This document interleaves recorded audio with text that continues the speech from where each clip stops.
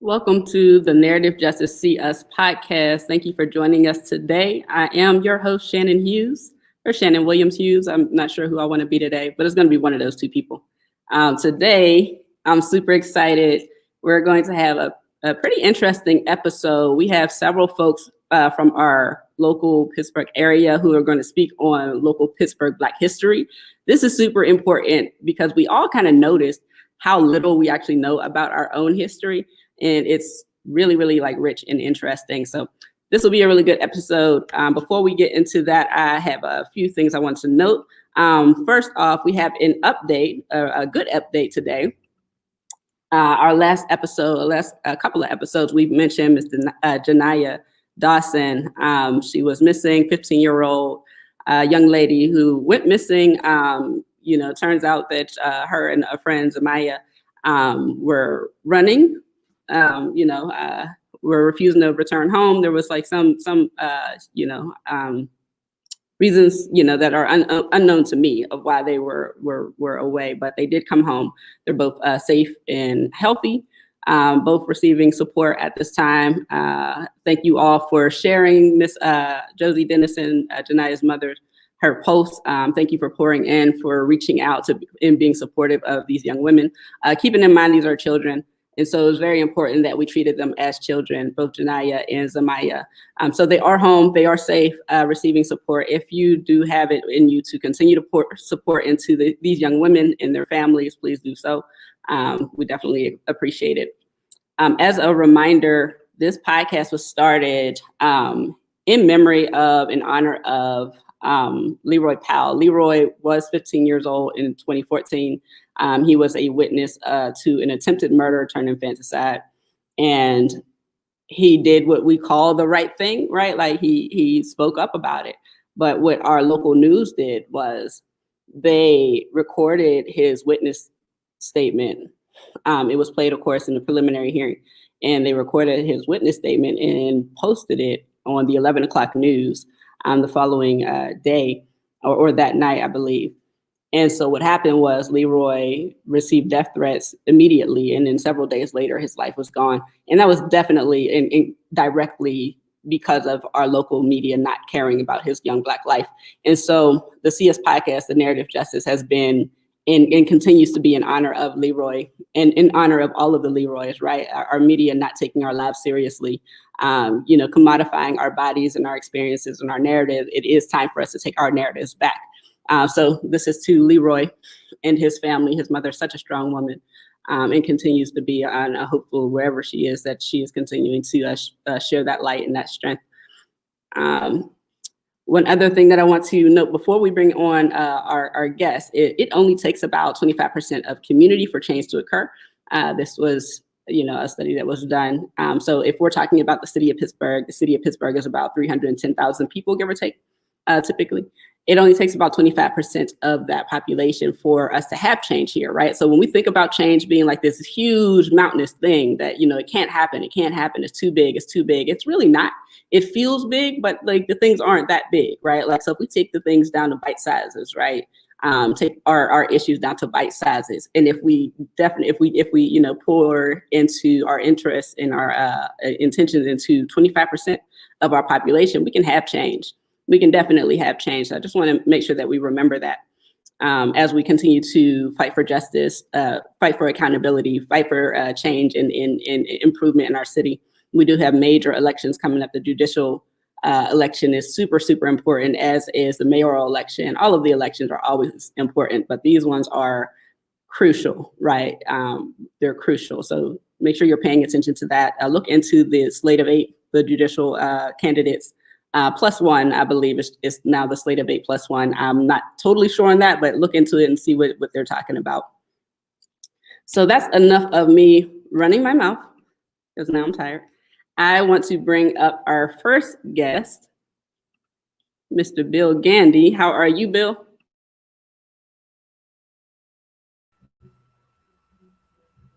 Can you hear me? Do I gotta unmute myself? Nah, you good. Oh, okay. All right. Okay. You kids and this new technology stuff. So anyway, I guess since I'm first, I'm going to deliver some history.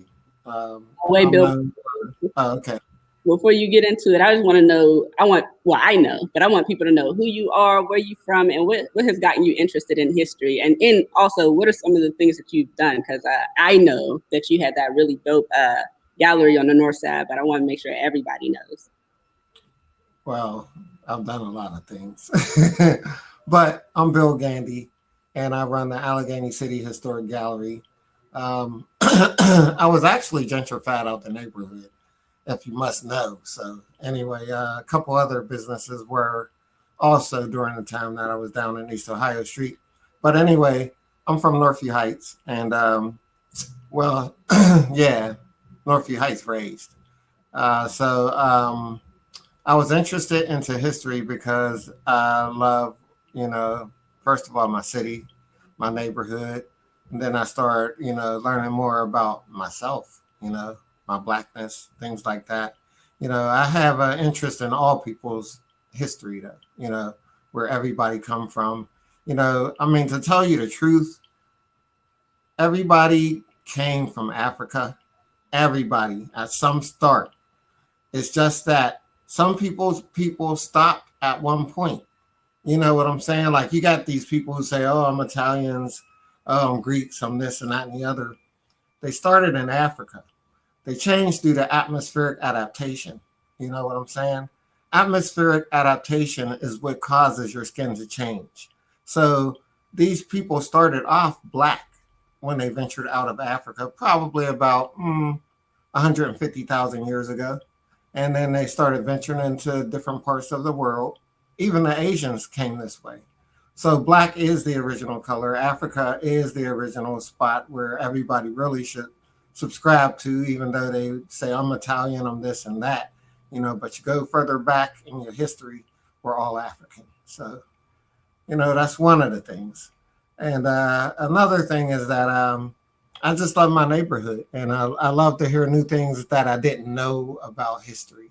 I'm really intrigued by historic things. And so in my historic gallery, we had all types of people come in. It was mostly North Side based because I'm a North Sider. So I'm mostly interested in North Side history, which was called Allegheny City before 1906. It was its own city, and then Pittsburgh annexed it. South Side was its own city too. It was called Birmingham. That's why you got the Birmingham Bridge that exists. And then you also have Manchester, which was a borough. It wasn't really connected to the North Side or anything like that. It was its own borough. So, oh, go ahead. Did you have a question? Oh no, I was just listening because I knew the Okay. north side was Allegheny City. I didn't know the south side was its own city as well. But that's dope. Like that's why it's super important for us to know these things, like how we kind of converged. Like that's it was mind blowing to me to learn that Allegheny City was Allegheny City. But the north side is the best side. Yeah, But there was a lot of black entrepreneurs in Allegheny. They were a lot more open to it. And I'm going to say this because I started off, I guess, with the trail of the Underground Railroad, because there was this house in Manchester that has me really interested, and I'm going to come back to it. wait, yes, Bill. Oh my goodness, I love talking to you. Every time we get together, it's like boom. I definitely appreciate that. So I want to bring the other folks up here too before we get into the meat in the potatoes of things. But we heard Bill say that he started to learn himself and got interested in learning our history, and it's so rich. Has a whole gallery, got gentrified out of the north side, as we know it has happened to several folks. Shout out to Claudie Pierre as well. It's a sad thing that we are losing our space and our history, right? Like in this way. But I want to bring up next Miss Celeste Taylor. Hi, Miss Celeste. How are you? Good evening, everyone. I'm good. Thanks for inviting me. Yes, thank you so much for taking the time out today, Miss Celeste. Can you tell us where you're from and what has you interested in holding our history? I'm sure. I'm one of those people that started off in the Hill and ended up in Homewood. That's not a unusual progression for many Black people in Pittsburgh. There's some neighborhoods in between, but I mainly claim the Hill in Homewood. I was born in 1956. I got a 65th birthday coming up here. But why did I get into history? I think a lot of people my age remember Roots and how important that was. But even before then, I had a sense that I was living through history because in 1968, when Dr. Martin Luther King Jr. was murdered, I was living on Bedford Avenue, 1711, the same block that August Wilson grew up in. And I saw the fires and the smoke, and my mom was working as a nurse's aide at Western Psych at the time. And I asked her, I asked her so many questions. And I think that's one of the reasons why I'm interested in history, because I have a lot of questions. And she explained to me, of course, more about Dr. King. I knew who he was, and we were so traumatized and just so angry.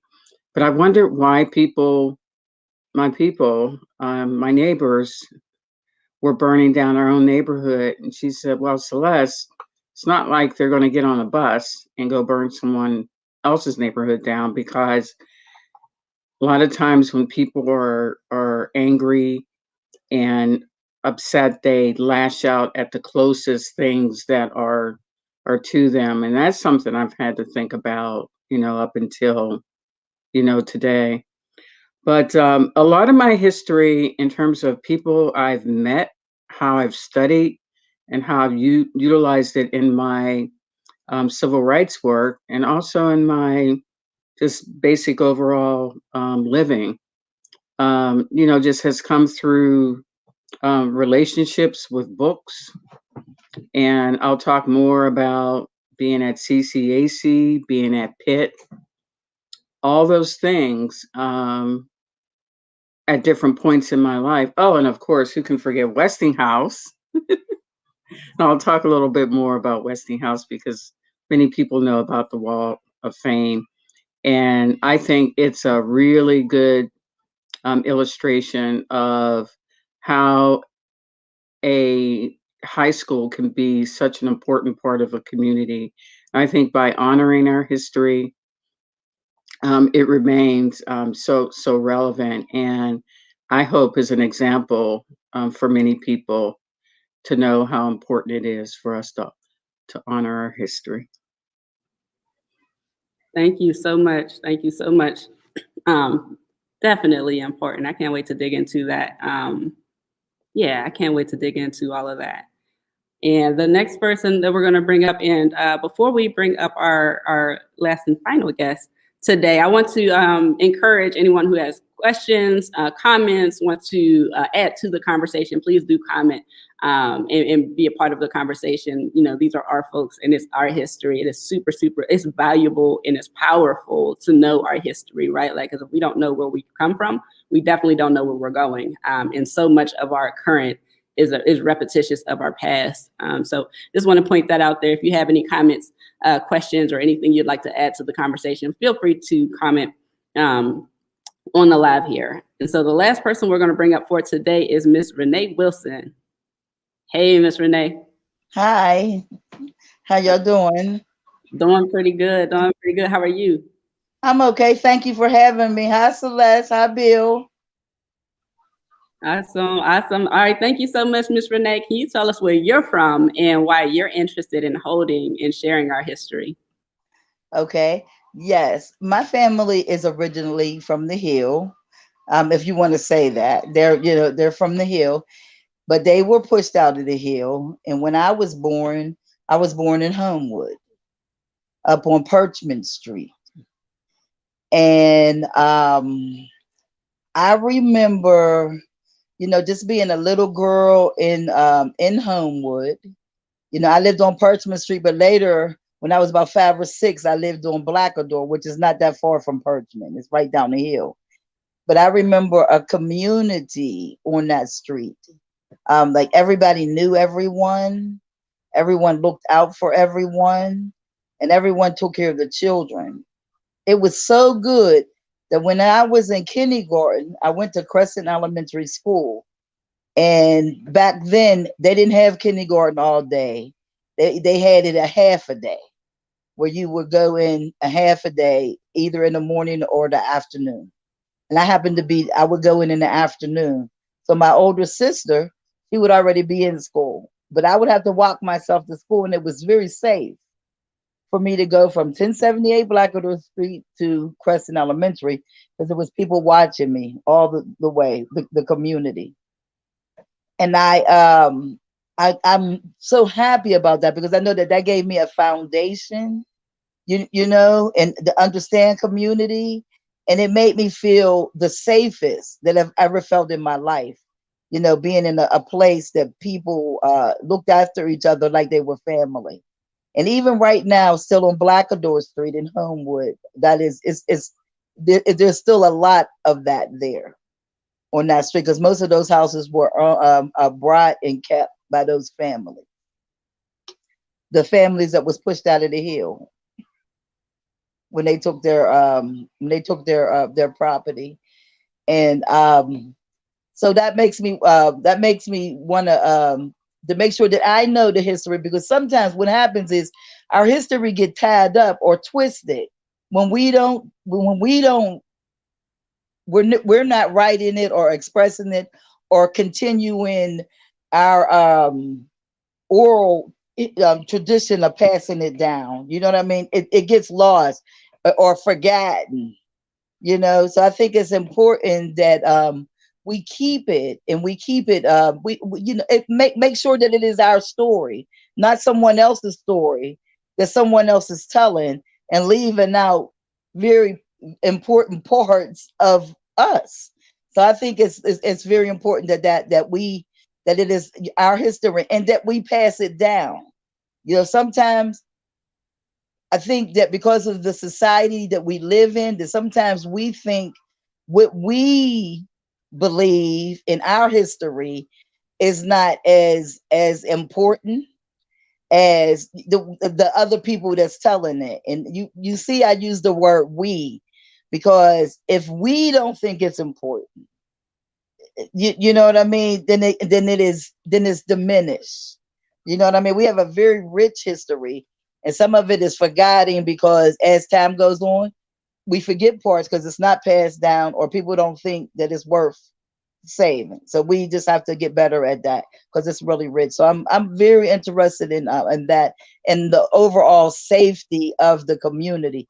I was looking at the they called it the Racial Integrity Act of 1925, I think. And in it, I was surprised because it was put in the instead of a law, it was a part of a health. How can I put this? It was like the health department that thought that it was important to have that law. You know what I mean? And I was like, wow. So they thought that it was important for health reasons to have a law to separate races. Isn't that something? They thought it was for their health. And I think it's like, you know, things like that, when you don't get the full, you know, teaching of what was going on at the time and everything like that, and you wonder why we're here now.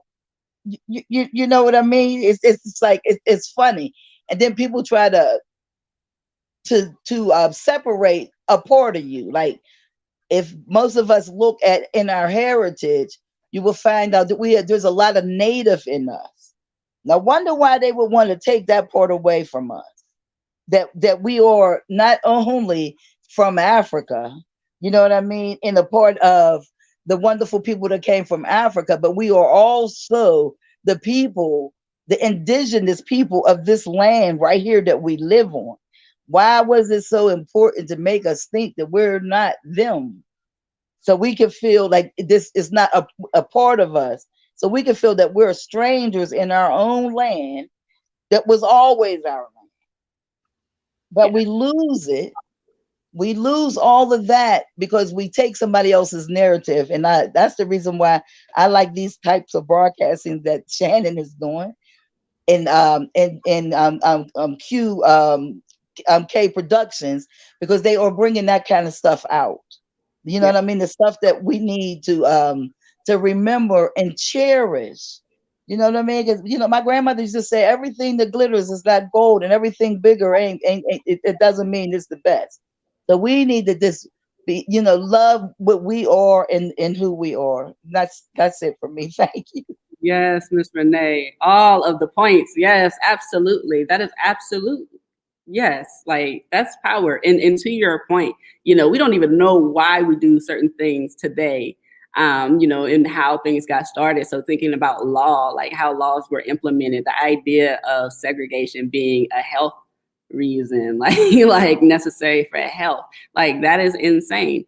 And erasing like our indigenous heritage, our indigenous blood from us, like absolutely, like it makes us foreigners, in our own land. It breaks down our power. So definitely that. I'm so looking forward to this conversation. I cannot stress that enough. So I would like to get started with Bill, if you, and very casual, because I know you all have so much to give. We don't even have enough time in the day to cover everything that you all have to offer. But I just want to ask you all, some things that some interesting facts that you all think that, the rest of us wouldn't know offhand. So Bill, I'd like to get started with you, pick your brain a bit. What's something you could tell us about Pittsburgh that we don't already know? And bonus point for Black Pittsburgh. I know why all of their people ended up from the hill out to Homewood. I could tell you that. It was part of the reason why Black people ended up in Northview Heights also. You know what I'm saying? The Hill District was it was lived in by several different types of people. First, it was the Jews. Then you had the Greeks, the Poles, and all of these. Then finally, you had the Blacks who lived there, African Americans, and they had nice business districts, music districts. Billy Eckstein, all these people played in this area, but they wanted to clear it out for the Civic Arena project. So I'm assuming that your families all had to leave somewhere between 1958 through 1962, because this is about the time that they started the Civic Arena project, and this is the same time that Northview Heights began. And Northview Heights was being built at about 1958, so they began the project. They knew about 1958 that they were going to clear out the bottom hill. Okay, so Homewood was another stop, But the reason why you guys were in that area is because it was one of the areas of the Underground Railroad, Believe it or not, Blacks always frequented that area after a certain point in history. So it was easier to hide runaway slaves in that area. You had things like the AME Church that was a good hiding place for it. The Crawford Grill was a great hiding place for slaves. And so this is why it flourished in African American ways, and your families were both from there, believe it or not, because of some type of African roots that dealt into the Hill District. So when the Civic Arena project came out, Homewood was another good area to put Blacks, because I have these photos from Homewood. I mean, all you got to do is go to my ACHG Pittsburgh Facebook book page, and you will see these images of Black people with suits, and I don't know their names and things like this. Like somebody just brought them into me and said, "Hey, Bill, check these out." I don't know anything about them, and there's like whole congregations, not church congregation, business congregations of Black men in suits and things like that. So Homewood, it started off white, just so you know. It was a wealthy white area, and they took a lot of, since they start moving further out into the suburbs, you know what I'm saying? They took a lot of those mansions and they start making them into a lot of apartment buildings and things like that. That was part of their plan, in order to move the Blacks from the lower hill. So even my people, just so you know, who are in Northview Heights came from the Hill. You know what I'm saying? We all got family in the Hill.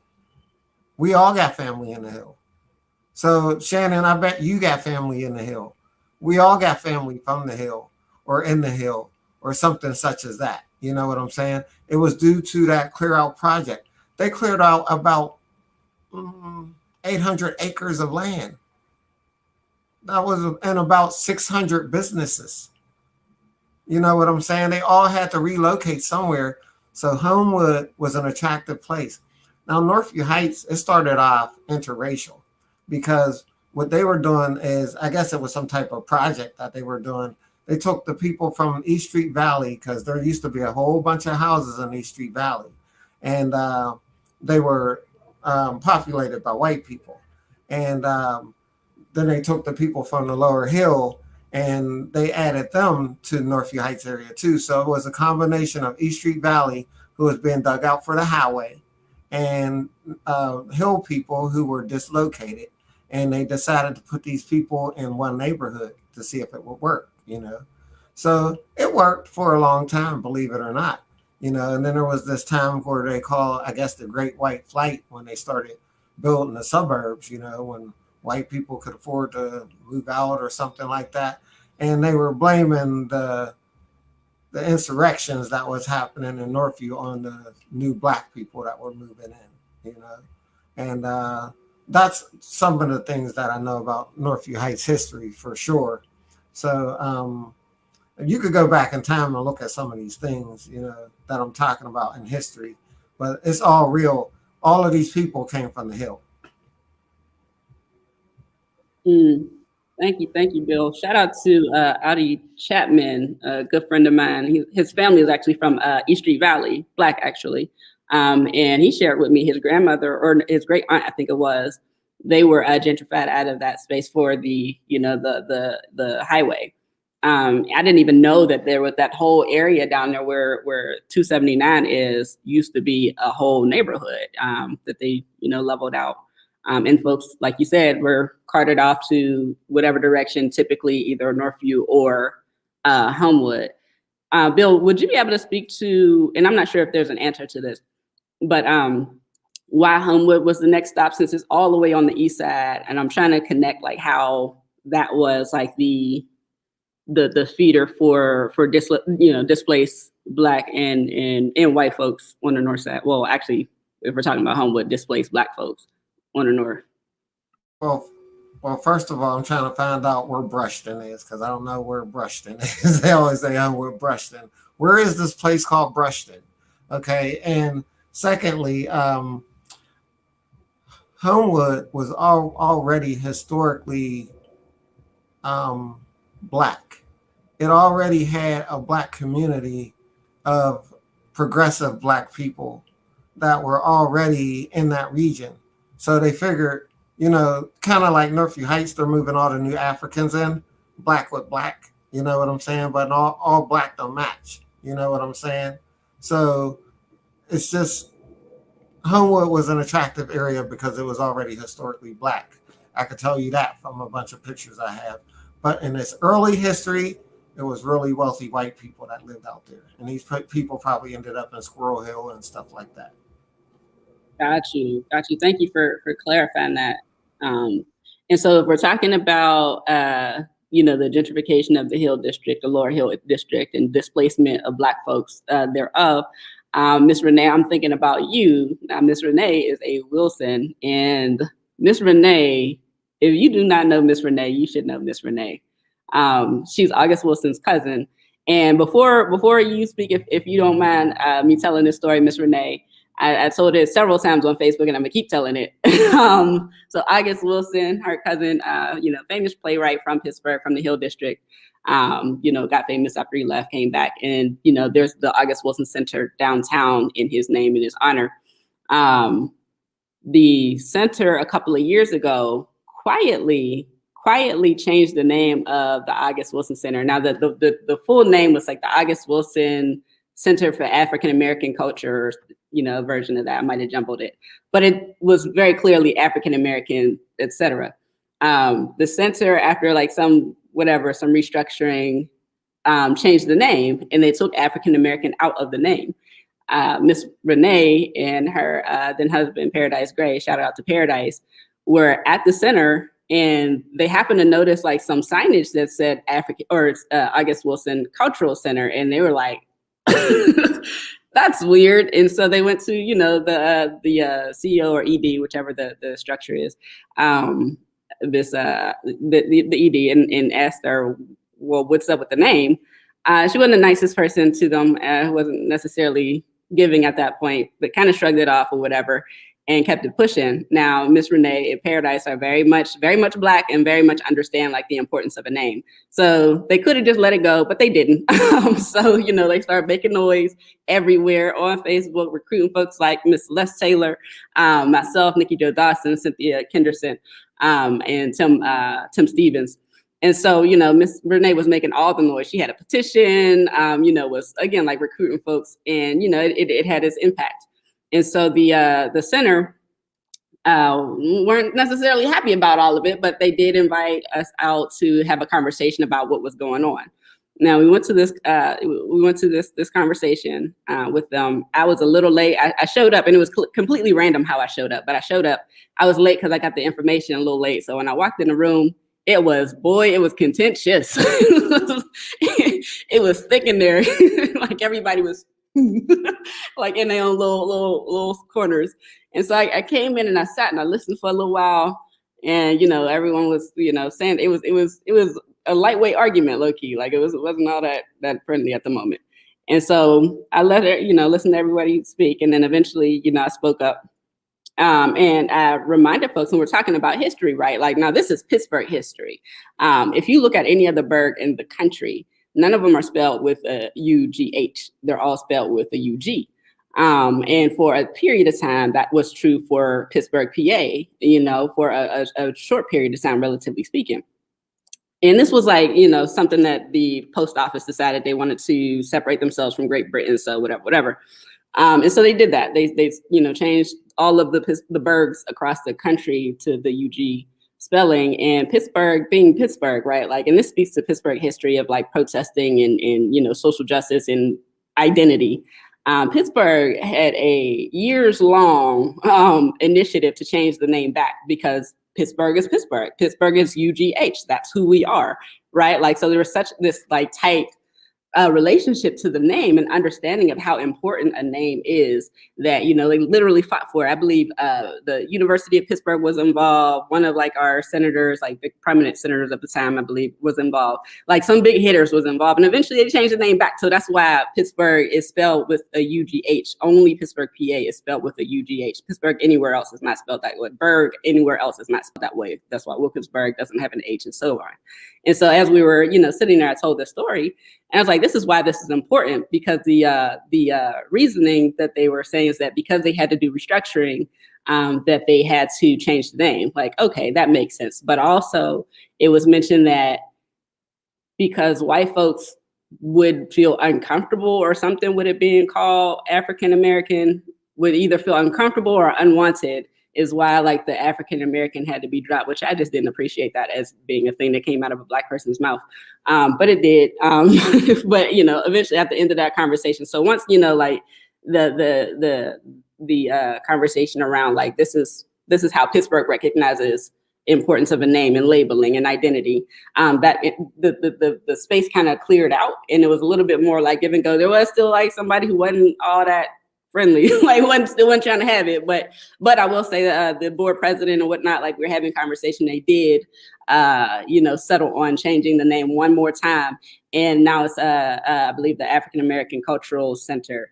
So that I just wanted to note that, like, we're talking about Miss Renee Wilson, like a powerhouse in our city, like our living legend. Like she is someone that we should know. She is Pittsburgh history, as is Miss Celeste Taylor, as is Tim Stevens, as is Nikki Jo Dawson, as is Cynthia Kenderson. So we definitely got to like hold our history. Our history is being made every day, and these are our people who are doing it. So thank you all for allowing me the space to share that. Super important. But Miss Renee, after all of that, I wanted to bring you in. If you could tell us some information like spanning from, I know you have plenty of stories with the Hill District, but I'm curious about, your genesis there.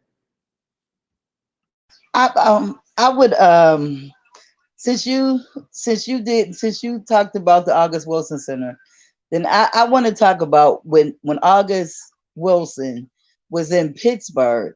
Now, when he was in Pittsburgh, I was born in 1961. August was born like the same year as my mother, so we would not have been playing outside together as first cousins.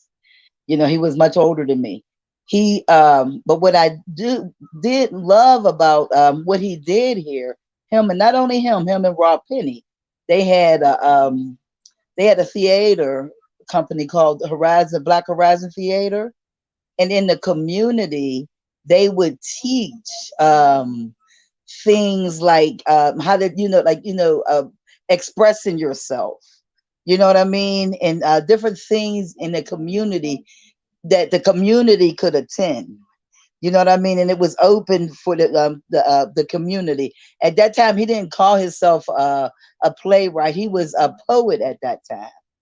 And they was teaching the community. Now, and I want to talk to you about what some people call progress, that sometimes is not progress. So what happened, it was during the time of a great Black movement, and the universities of the colleges decided that they were going to go get this great talent that they were in the streets in the community, and offer them to come in and be able to be a part of the universities to teach them, to teach in the universities. Well, now that sounds wonderful, doesn't it? But what it did is it really cut off that type of education to a lot of the people in the community who didn't have the money to be able to go to the colleges. And it started, I'm not going to say started, but it was a part of pushing the class, where we're not just separated by race, but by class. So a lot of African Americans who could go to college put themselves in a different class than the masses that was still left in the community. And now the educators are now sitting in the universities. And what was you were able to get out in the community was not only in the universities. And it hurt our community a lot. The reason why there is a void in even education in our communities. That's it. That's what I know. Wow. Wow. I'm thinking about like how that has an impact on our today, right? Like that changing the trajectory of how we engage with education, how we access education. Yeah, definitely interested in what has that looked like over the years. Miss Celeste, if it's okay, Miss Renee, to bounce over to Miss Celeste. All right, Miss Celeste, I am definitely interested in what you would like to add. So tell me something that I don't know about Pittsburgh Black history. Well, I actually think that Renee and I have been creating some of it. I think it's important to talk about the role our children have played in our movement work. And I'd like to share a story about how we went to Topeka, Kansas in 2006. And it's a long bus ride, 21 hours. And I took my twin sons, who were, I think, 14 at the time. And this was on the 50th anniversary of Brown versus Board of Education. And we just didn't want to take a few people. We wanted to take a busload of people. So it became a project. And there's other projects that we get involved in around education, stopping police brutality. But this one is about the Topeka, Kansas trip. And when you have your children take part in something like this, where you're on a bus with them that long and you're going to something that historic, a commemoration. And we were able to meet some of the people who became lifelong friends of ours. But that rich history of being present at something like that, I think changes their life. And I think it definitely had a role in how they fought to keep Chinley High School a high school, because a few years later it would be taken away from them. But they had that experience of fighting for something that they believed in. And all my children at different points in my life have taken part in movement work. I have the unique, you know, thing of having had children in different decades, the 70s, the 80s, and 90s.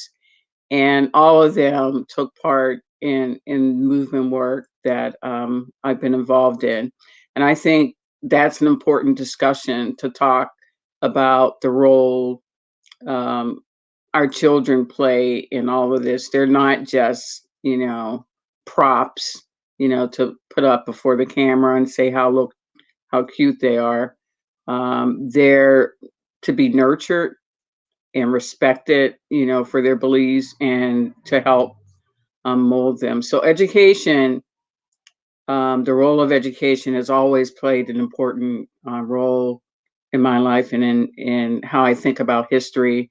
I can remember a group of us being on junior high quiz, and we considered ourselves hood scholars. I mean, at Westinghouse.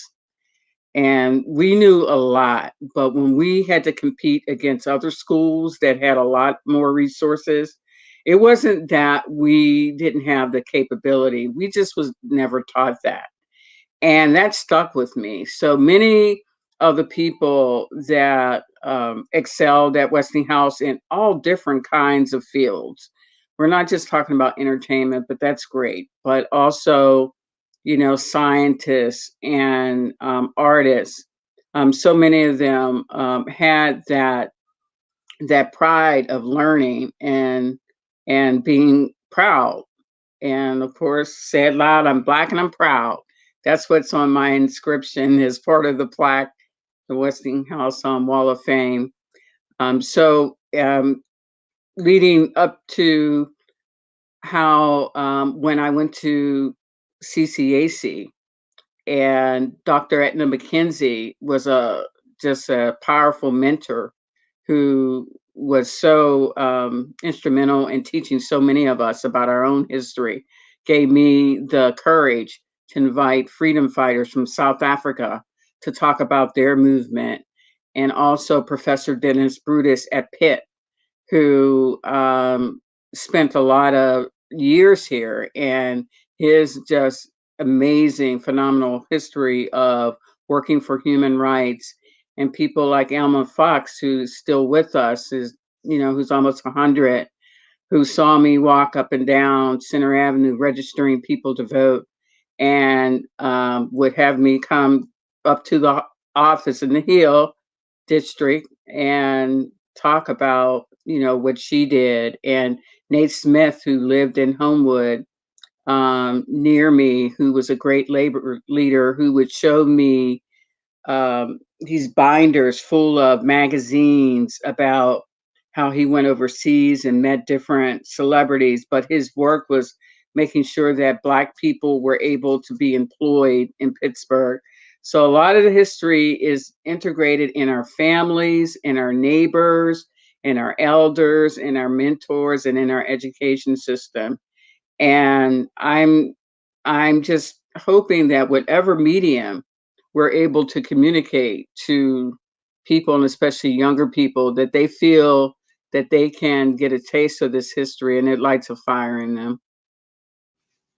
Yes, thank you, Ms. Celeste. I have a couple of, thought and then a question. My one thought is going in the direction of when you mentioned like the role that children and youth play in the movement. That's been coming up a lot in recent years. I know there's been a lot of upliftment of youth taking lead and young adults taking lead, the thing that I found kind of like off-putting is that that support that's needed from our elders, the wisdom that's needed from our elders, the direction, the guidance, the history that is needed from our elders that I feel like has been lacking a lot. So we do have a lot of youth who are kind of pushed to the front, that I've witnessed in late years, right? They're pushed there, and they're kind of mouthpiece in some ways, right? But they're not supported. They're not loved in the way that they need to be loved, and especially like as violent as things have been taking place.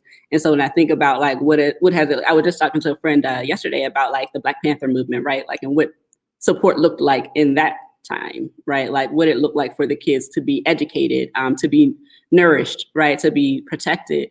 Then, and then thinking about now, and we have kids who are traumatized terribly, right? Like who are hungry, who are homeless, like, or unhoused. Like we have kids who are just out here and they're expected to perform. And that's what it is perform at social demonstrations, but they're not loved on.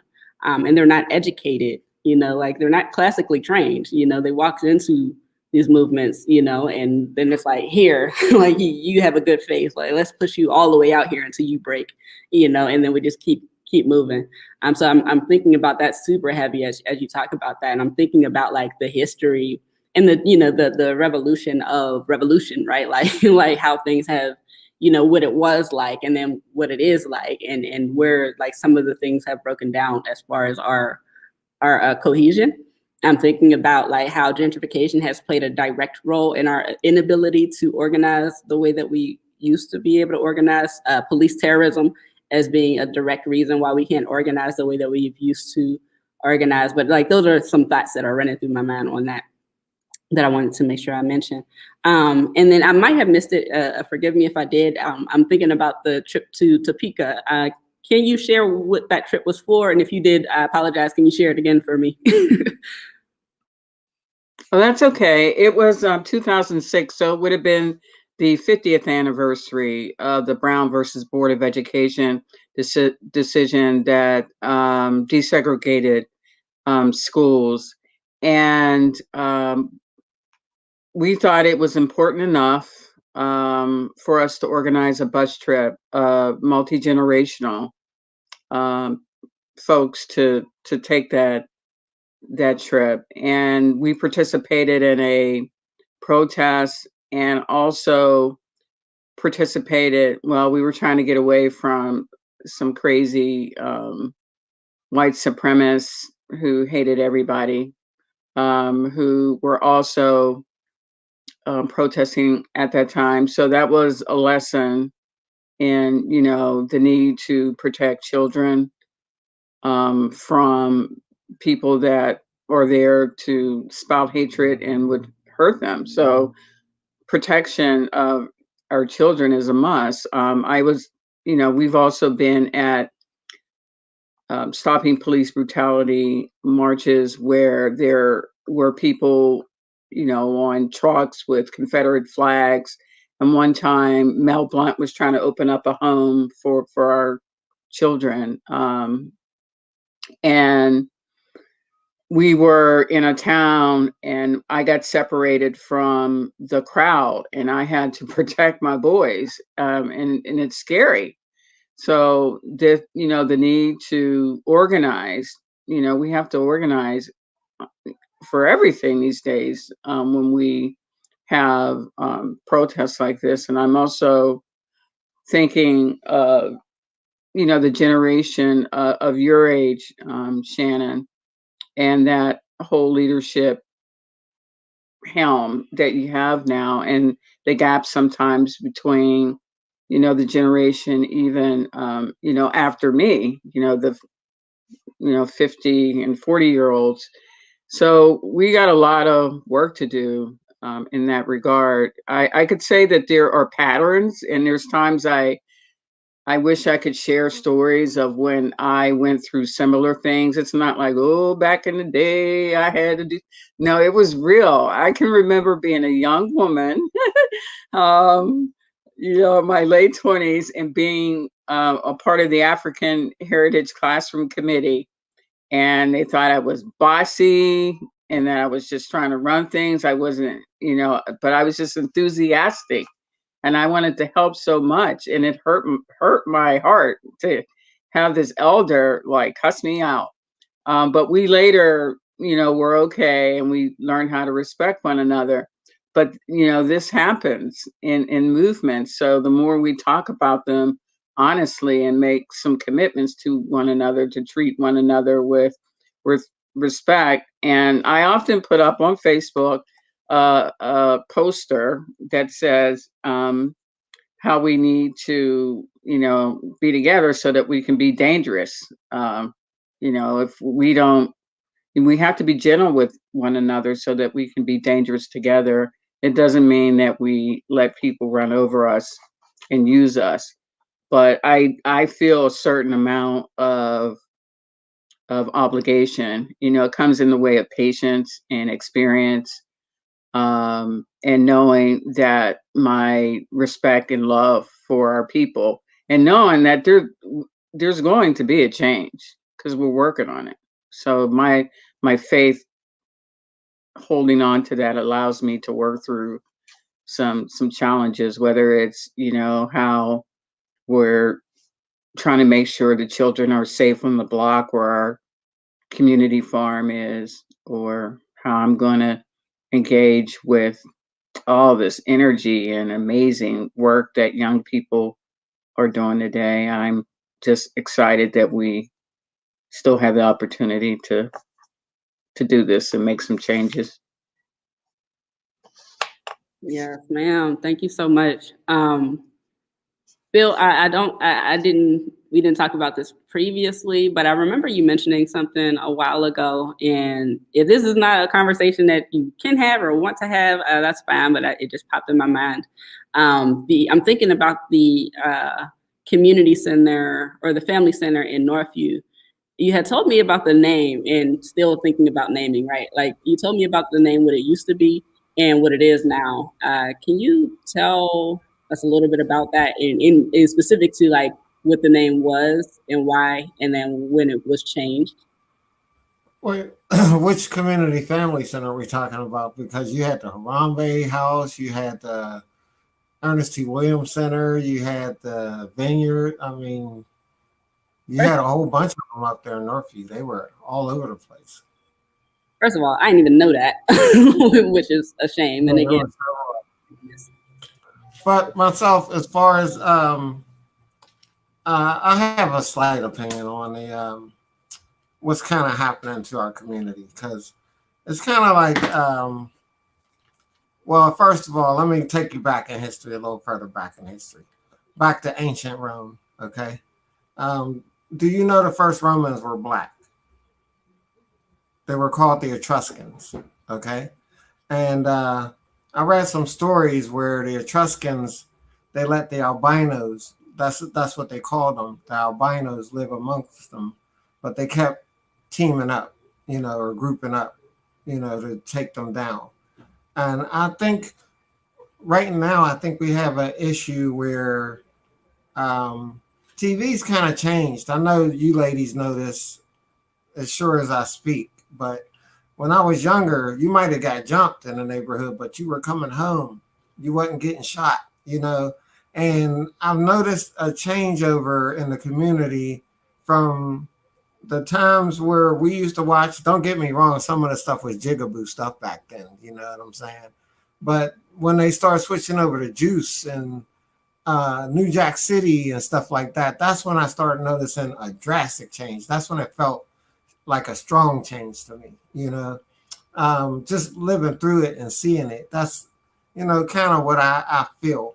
I've seen now, Shannon, you're actually exceptional, by the way, because a lot of people don't do what you do in the capacity that you do it. You've even helped me. Like, I'm sure there's a lot of stuff that a lot of people don't know about you, but you're excellent in what you do. But I want you to understand that you're exceptional. The whole Black community is not like you. You know what I'm saying?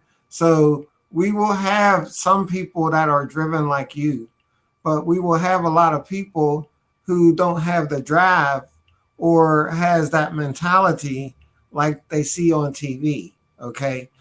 The thing is how do we get more people to think like you? How do we get more people that want to help the community instead of just, just sit back and watch shows and mimic these shows? Like, you seem to be real. You don't seem like you're mimicking no TV show, And a lot of people I come across, our people, seem to mimic a lot of shows, even the way they talk with their hands and all the different stuff like that, These seem to be things that, I don't know, that seems to be holding us back. We need more people. If we're going to talk about the young people, we need people with drive. And how do we get that? That's more of the question to me. So I want to, you didn't answer my question, by the way, but I want to answer this. I want to speak to this and then get back to that. But when it comes to our folk, right? And I mean, I'm regular degular as far as I'm concerned, but I do recognize that I have certain privileges that, my counterparts don't always have. And I want to speak specifically to that, right? Because we didn't grow up exceptionally at all. We went from, being poor to middle class to damn near abject poverty, but even in that, I always had a level of access. And I've always had a level of support, and I've always had a level of resources that my counterparts did not have, right? And it wasn't a lot, it was just little things. Even if it was I didn't get in trouble in school like everyone else did, and I didn't. I literally did not. I would watch my friends get in trouble for stuff that I did, and they would watch me do it and be like, "All right, Shan, go ahead, but you get 10 days suspension." And that's systemic, right? That's super violent, and it has an impact. My homegirl, I remember specifically, we were in our culinary arts class, and the teacher was sweet enough, but I had the feeling that she was scared of the Black kids. But she was cool, whatever. And she told us not to do something very specific, and I had it in mind that I was going to do it anyway, and so I did it anyway. And me and my friend, who was telling me not to do it, we were standing by the food we were cooking. And the teacher came over, looked at the food, saw that someone did what they weren't supposed to do, and looked directly at my homegirl and started basing on her, in her face, talking all this stuff. And my friend's like, "I didn't do it." And I was laughing at the time because I was a kid and I thought it was funny, but I didn't realize how that was absolutely colorism. My friend is really, really dark skinned, and I'm not. I literally did the thing. She didn't even think it was me. And then when I finally fessed up, I was like, "All right, it was me." She just laughed it off. She was completely ready to suspend my friend who's done nothing wrong. It's not even someone who would do something wrong, but she's dark and I'm not, I'm everybody's favorite, and that was it, So understanding those things do have their impact, right? And when you're treated like that on the regular basis, of course it's going to affect you. Even we were not rich at all. We didn't have everything. There was days we didn't eat. There was days we didn't have electricity. There were days that we didn't have, but what I had was access. I had people who supported me on the college track. I had my principal paid for my cap and gown for graduating high school. My teachers, my guidance counselor, and several of my teachers wrote recommendation letters for me to get into Pitt. I was going to Pitt, and that was all. And I got in. It was literally, I just had privilege. That's it. That's all. And so when we're talking about our folks who don't go in the same direction that I went, it's because they didn't have the access. I have neighbors, I lived in Northview too. You know what I mean? I lived on the north side, broke too. It didn't really have much to do with that. It had to do with the fact that I had resources, access, and support. No matter how little it was enough to get me through the door. And I only creeped my way through the door, right? Make no mistake, I'm sneaking in all of the doors, but it's enough for me to make it through. Versus I got friends who are wild smart, super, super intelligent, and they're in jail. Or they're still where they are, and they ain't got nothing to do with them. It has everything to do with them not having the same privileges that I had. So I just wanted to speak to that because it's very important. We have this idea of blaming our folks for things that are systemic. It is not we're people, right? And we're fantastic. We're amazing. We're incredible. We just are by nature of who we are. But there are so many, from the day that we're born, everybody is beating us down. Everybody. And unfortunately, they win a lot because it's systemic. And it's over time and it's gradual. So when our folks don't have, that's the reflection of it. When we see folks stuck in a cycle, when we see folks acting out, that's what we're seeing is the outcome of what's been done to them and to us for however long. So I wanted to make sure I speak to that. But Bill, you didn't answer my question. And I ain't forget, so I'm going back to that. The center I'm talking about, and it was in passing when you told me about this, is the one, I think, is that Chicago? It's not Chicago, but it's near Chicago. but it's like in that cut to the street that used to go down the lead down the East Street, but it's cut off now, and it's like right there. Yeah, I think you had told me that it was named after a person who was from Northview at some point, and I think he was like killed by the police or something, and it was named after him. Can you speak to that? I don't know. I don't even recall the story of it because it was like literally I was leaving and you had like mentioned it, and it stuck in my mind because they changed the name. Are you able to speak to that? Do you remember what I'm talking about? Yeah, we're talking about the Ernest T. Williams Center. Actually, I think if I'm correct, he's from Manchester. You know what I'm saying? And we just happen to name it after him because it was a wrongful police shooting. You know, this wrongful police shooting stuff, this isn't new. You know what I'm saying? That's why we got a lot of societies and buildings and organizations named after these people because they were usually treated wrongly, you know. But one more thing about the access thing. There's some things that people might have access to, but they don't expose it the same way. Like you're a different type of person, as I was saying. Because I was class president, all that stuff. I got away with a lot of stuff in school, and I'm brown, trust me. And I think a lot of times it's what you do with it. I don't know who was your mentor or anything, or if you had a mentor or something like that, or what made you decide to go into social work and helping people and things like that. But a lot of people, they do have, because I got some high yellow sisters, trust me, I got 5 sisters. They didn't have all the same access that you have. You know what I'm saying?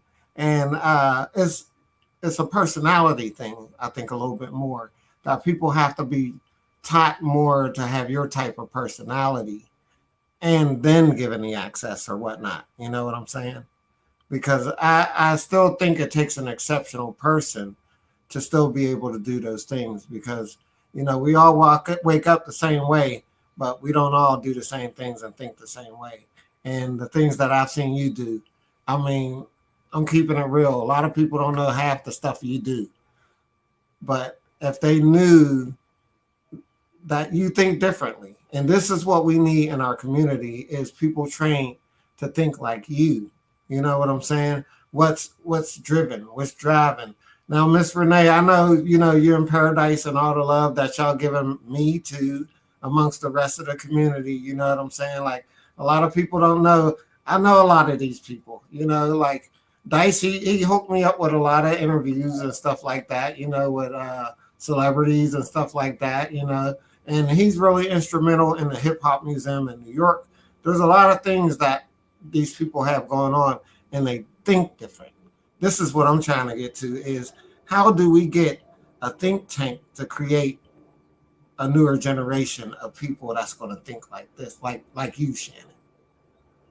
Word up. Well, I think this is a good start to that, right? Like, so building a foundation of knowledge and understanding of who we are and where we come from, you know, like just knowing who you are, like that's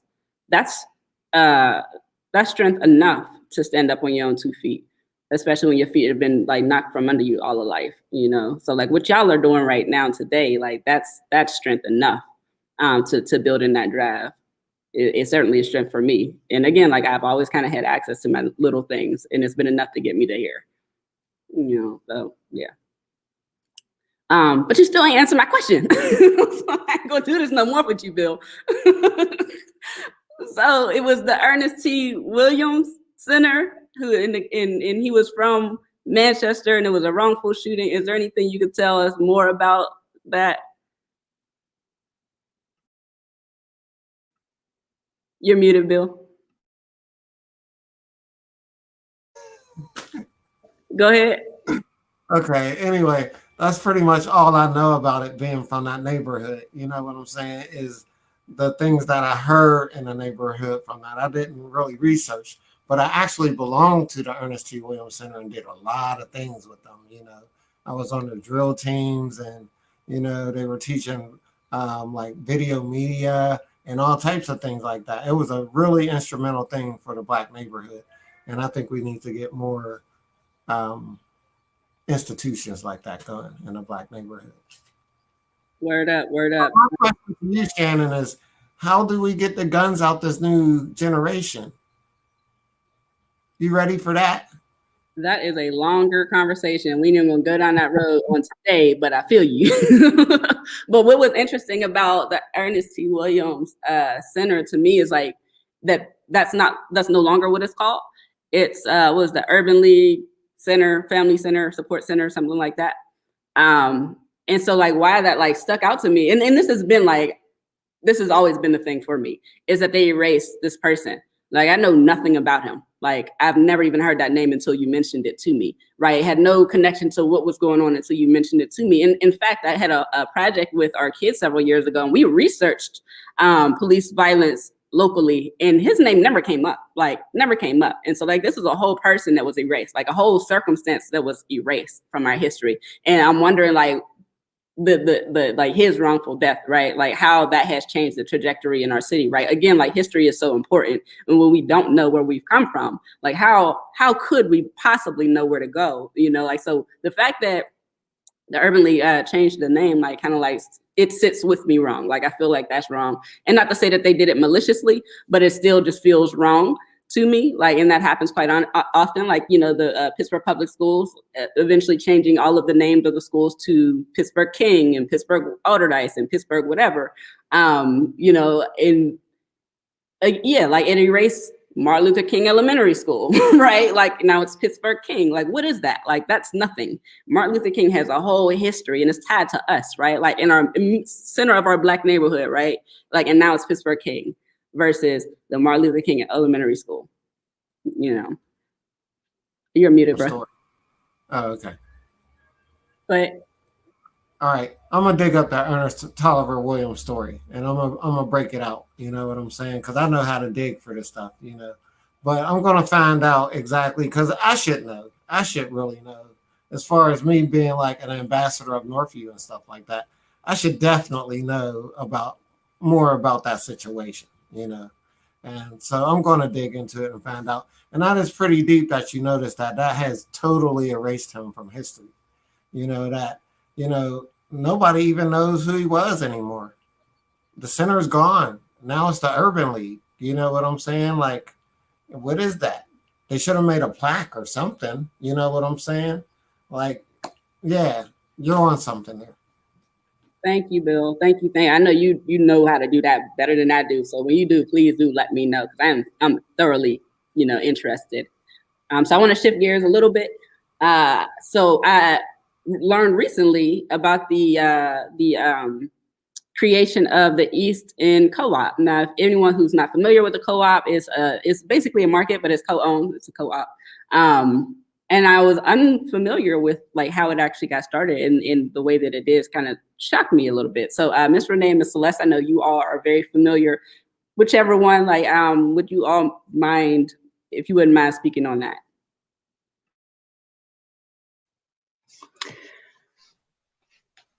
To know about the history of the East End Food Co-op, because one of the founders is a friend of mine. She's a Black Quaker from Kenya. And I know that her husband and maybe a few other people, but her and her husband were the main founders. And originally they had wanted it to have more of a relationship with Homewood, which isn't really happening. And the Black Urban Gardeners and Farmers of Pittsburgh Co-op and some others have been talking with them about a way that they could be more helpful, and especially to Homewood, and in light of that and that history. And I know there's still some talks, but what's happening with many of the gardens and the farms in Homewood, which are now being developed. And on the block I live is the Homewood Historical Community Farm, which I managed for a few years until I retired. A lot of this is coming about because our need to have, our own, and many of the younger people that are getting into this movement, which is really exciting, being able to grow our own food and have some land and help feed our people, which is just primary, to our existence. And in terms of building community, there's few things that are better than having. I actually need water.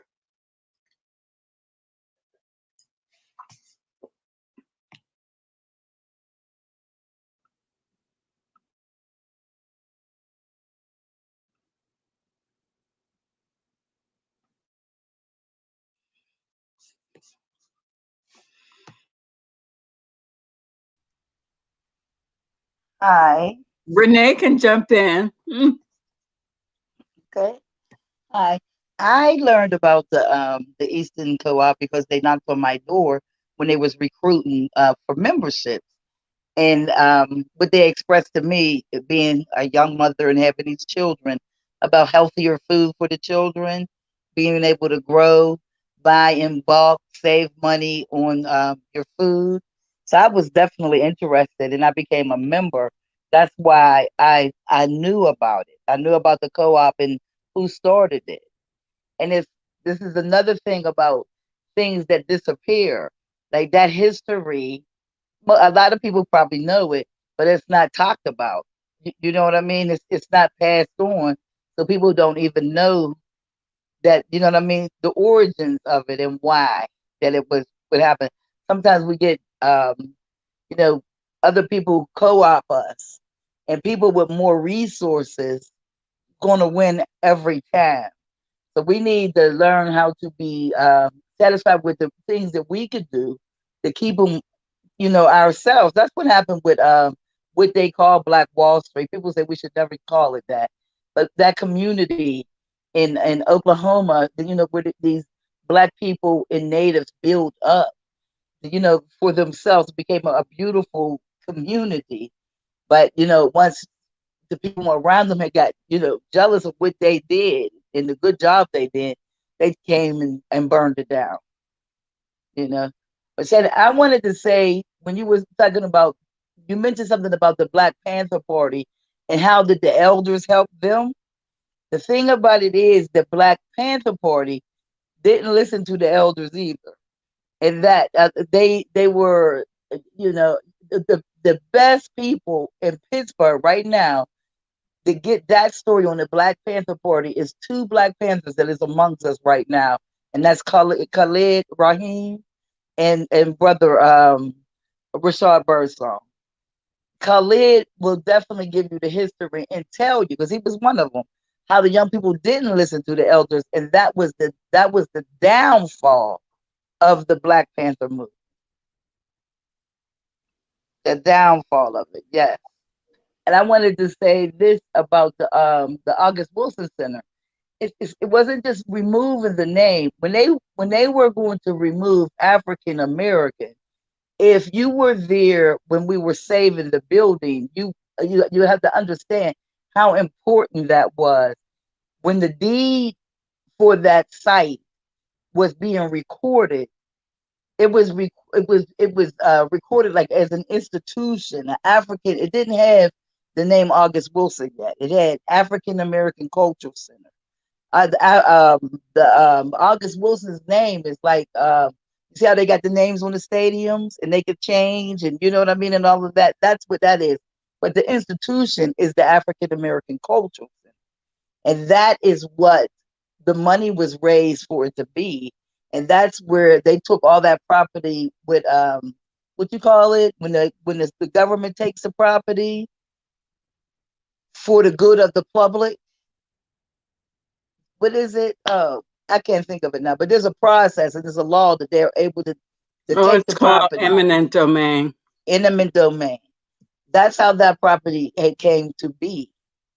And it was an institution, the African American Culture Center, which is the institution is protected. So once you take African American Culture Center, even though you leave August Wilson, the protection of the institution is no longer there. And therefore, you will lose the building and lose the space what it was for.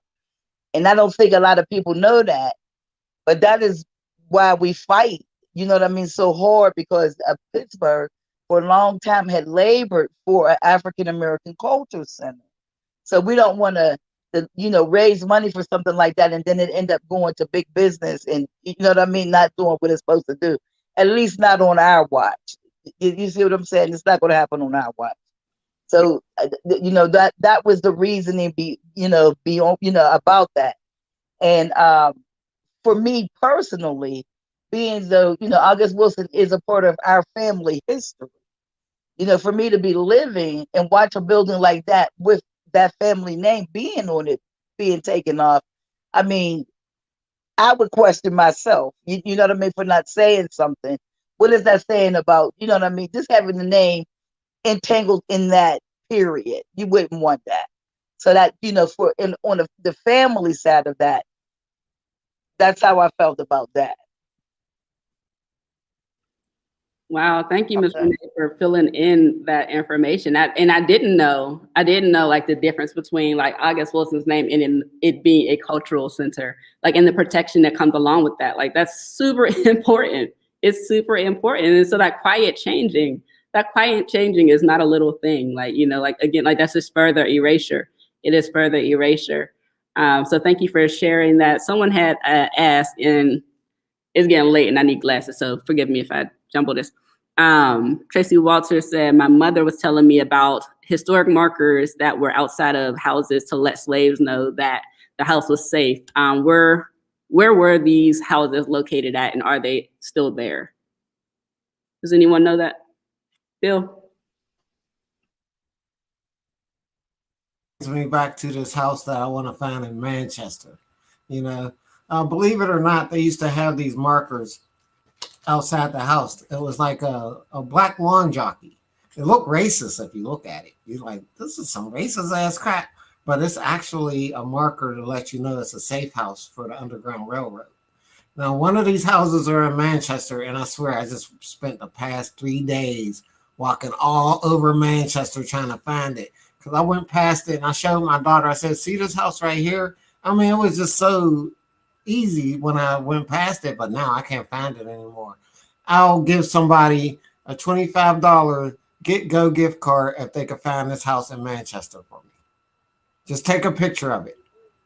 Just take a picture of it and send it to williamgandy408@gmail.com.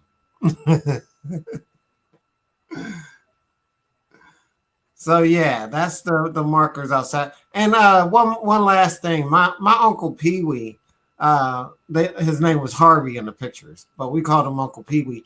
He was part of the first ambulance service that started out of Freedom House in the Hill, and Freedom House, they started, in fact, there was no ambulance service at all. Back in the day when you had to call somebody, the cops would show up, whether you're white or black or anything, and you could be hurt. They just throw you in the back of the car, pretty much. That's how they did you. So Freedom House started this ambulance service, and it started in the Hill. They started picking up people from the Hill and taking them in the Hill. And my Uncle Pee Wee, when you see your uncle back in the day, you're just like, oh, that's just Uncle Pee Wee.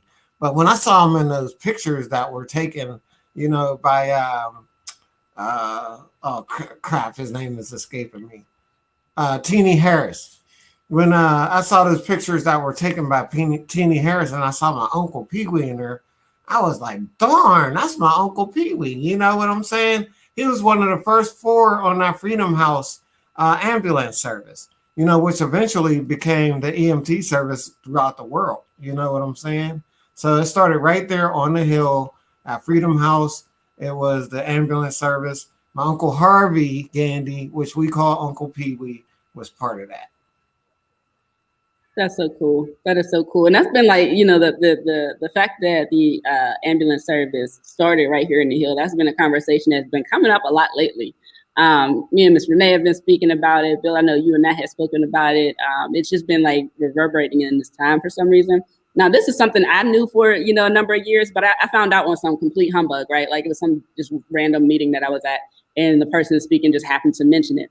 And so my understanding was like, I was late to the party and everyone else knew, but apparently no, like no one knows this. And that's super wild. Like, and so I think it was Miss Celeste, and now my time is getting conflated, but I think it was you, Miss Celeste, that mentioned appropriation, or maybe it was Miss Renee. But that's an instant in history where like something we created was appropriated by the city of Pittsburgh. You know, like in what I do know about it was, you know, like we started the EMT service right there on the Hill through Freedom House, was contracted with, I believe, Allegheny County, or was the city of Pittsburgh, one of the two. And the mayor at the time, Mayor Flaherty, didn't respect it at all. Like, was not here for it, didn't care what the Negroes was doing up in the Hill, whatever. And then there was a circumstance that happened in one of the white neighborhoods, like, let's say Castle Shannon or something. And I'm speaking, you know, just putting out a name. Something happened, I believe, with a kid. The kid got hit by a car or something. And, you know, they called Freedom House to show up, and they did, and they saved the kid's life. And then all of a sudden, everyone's like, oh, this is great. This is amazing what y'all are doing. And all of a sudden, Mayor Flaherty was like, oh, okay, that's cool. And you would think in that moment, the city of Pittsburgh would be like, this is great. We should pour more resources into it. We should support it. We understand why it's necessary. That's not what happened. What they did was they replicated what these folks created at Freedom House. And then they canceled the contract with Freedom House and said that y'all can come work for us, but you have to be retrained by us, even though y'all taught us how to do what y'all are doing.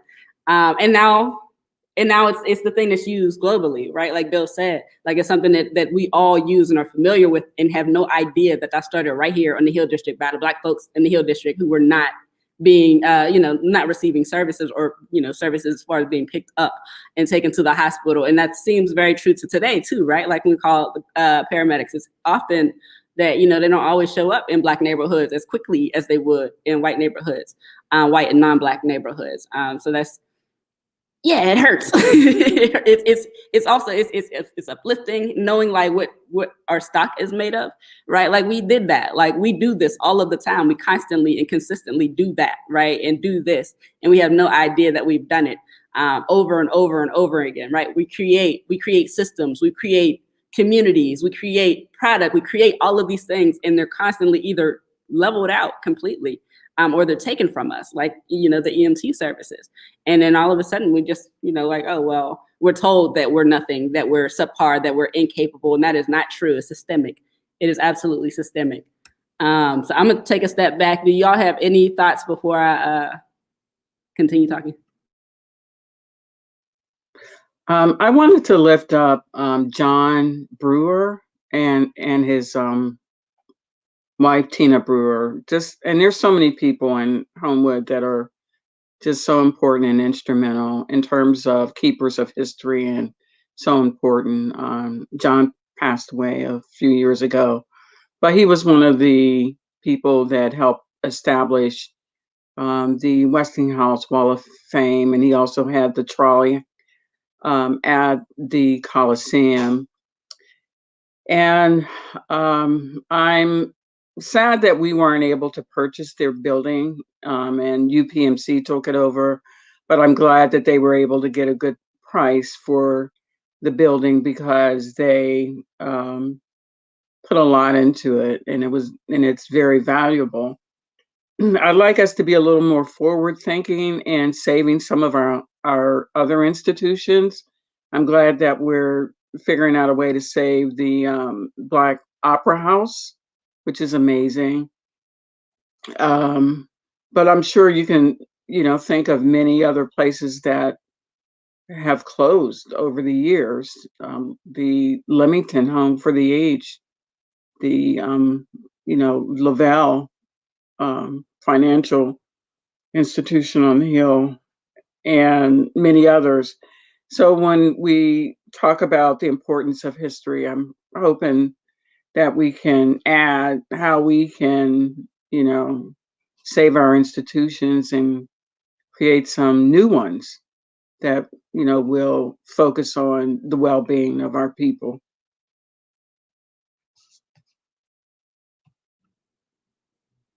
Awesome, awesome. Thank you, Miss Celeste. And absolutely, we should definitely, and again, we need to preserve our history and record and share our history. So yeah, the Black Opera House in Homewood recently received some funding. So, big ups to, I think it was Janae Solomon, um, who's been heading that up, and a group of other folks as well. So definitely shout out to them. But that's not the only place. So Miss Celeste just named several places that hold our history. And so whatever we can do to hold them and keep them in our helm, we should definitely do that. All right. So I've held y'all for about an hour and a half, and I will keep you all night if y'all are here for it. So I want to ask, is there anything else y'all want to share with our folks tonight?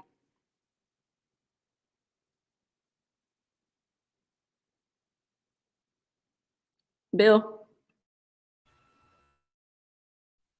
At Facebook, Allegheny City Historic Gallery. And if you look at my Allegheny Historic Gallery Pittsburgh page, oh my God, you'll be blown away by some old Homewood photos that I found of professional Black people. I swear to God, you have to go look at it. The ACHG Pittsburgh, Allegheny City Historic Gallery Pittsburgh site, okay? And you will be blown away. If you are a lover of Homewood, you'll love those pictures. Thank you, Bill. Thank you, Bill. Ms. Renee, were you going to say something as well? Yes, I want people to know that everybody should know this now because this is current history. They are restoring the birth house of where August Wilson was born at. They're going to actually put it back the way it was, at least the living room, I believe, the way it was. Paul Ellis, his nephew, is in charge of that project. And I talked to my cousin, Linda Jean, who is his oldest sister that's living now.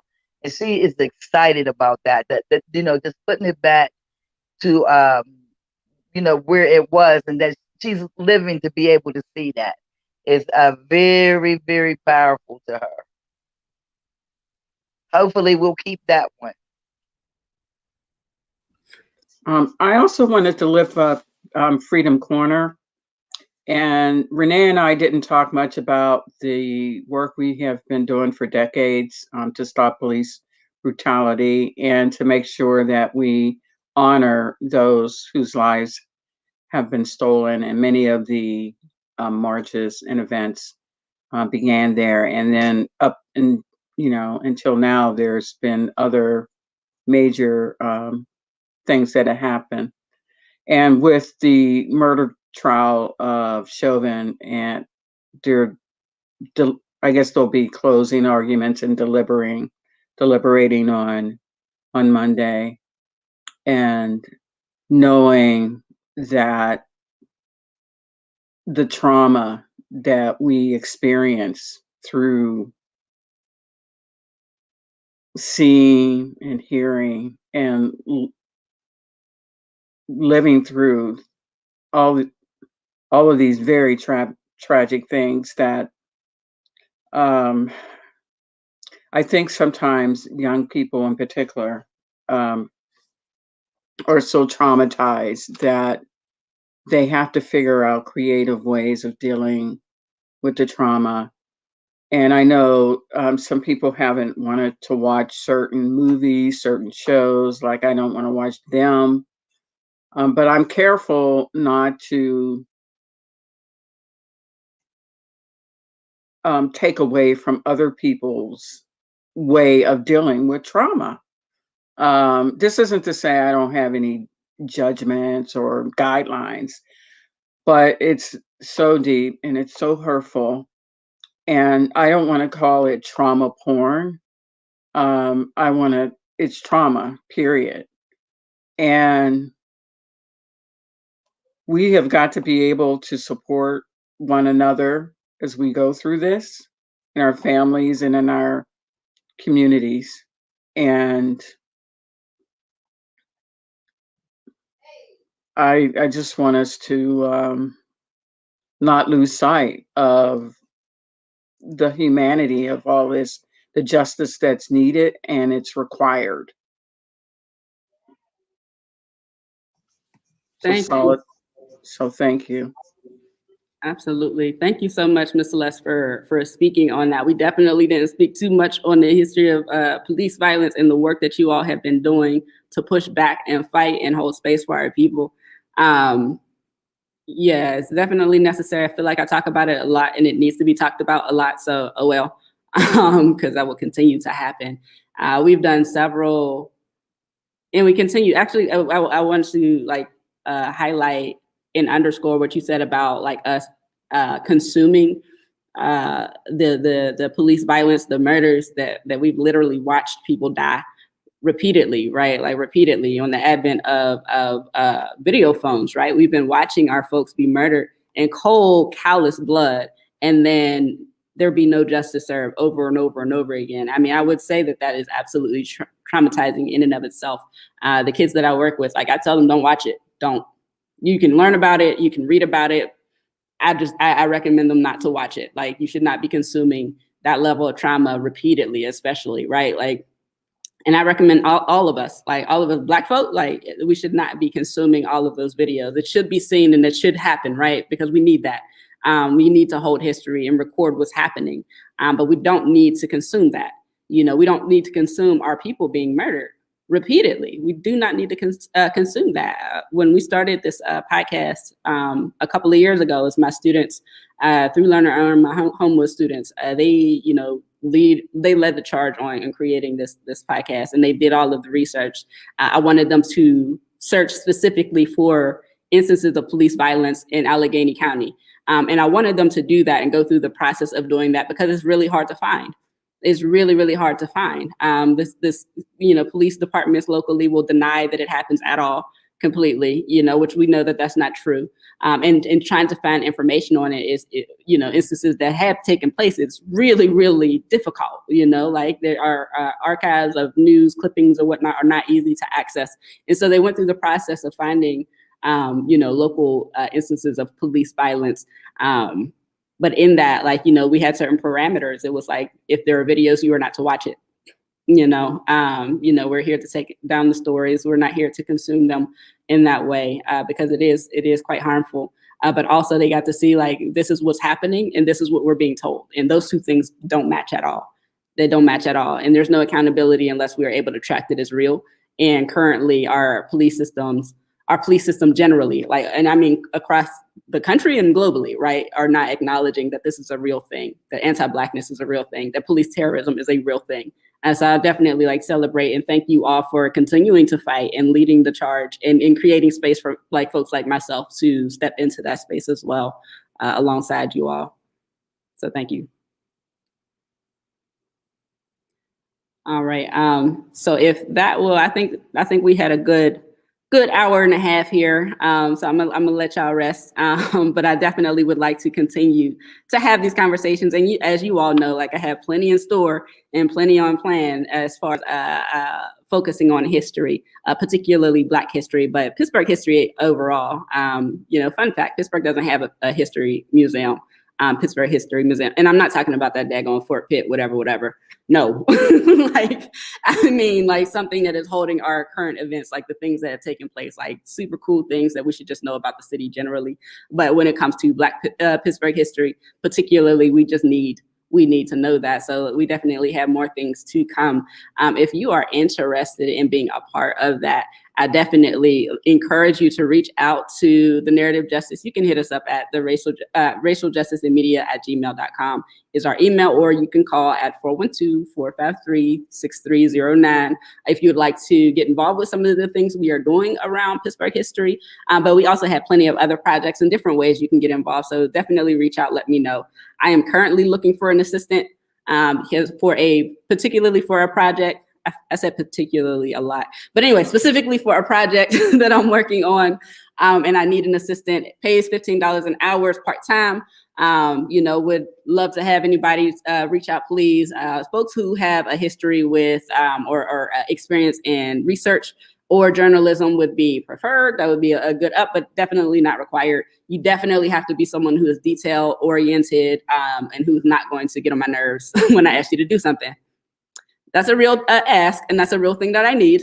So if you are interested, please definitely reach out, and we'll go from there. I'll talk more about like what the project is, and what my needs are for that. So if anyone is interested in, being my part-time assistant on a project, 15 hours part-time, reach out.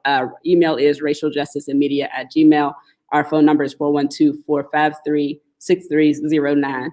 I'd like to thank our guests for today, Bill Gandy, Celeste Taylor, and Renee Wilson. They are amazing, amazing people, powerhouses. I've known them all probably for the extent that I've been active in community, which is a little over 11 years now. They watched me grow up in a lot of different ways. Like I just kind of been out here jitterbugging and doing whatever, falling and fumbling, but definitely staying with the fight. As Bill mentioned, like you definitely don't know all of the things that I've gotten into, have gotten into, and continue to get into. And it's thanks to folks like them who have been supportive of me in all of those things, and I've been able to be supportive of, that has made it possible for me to get to this point. So I definitely appreciate them. If you do know them, reach out and ask them questions. Ask them to just share with you, like, the things that they've experienced, the things that they know, because they hold a lot of our history, a lot of important history. If you don't know them, definitely reach out. They're all on Facebook, super active, and just dope people generally, like very, approachable. As a reminder, Bill did say, if you come across the lawn jockey in Manchester, send him a pic of it at williamgandy408@gmail.com. And he will send you a gift card of $25 if you send him that picture. And I want to make sure that happens for Bill. So definitely do that if you can. And that'll be the end for today. Thank you all for sticking with us for as long as you have. If you have not seen the whole thing, I definitely recommend playing it back. Super important information, super interesting information that was shared here. And that's not even scraping the surface of what we have to offer here in Pittsburgh. So definitely keep, stay tuned, keep with us, and offer whatever you can. Thanks. That's it.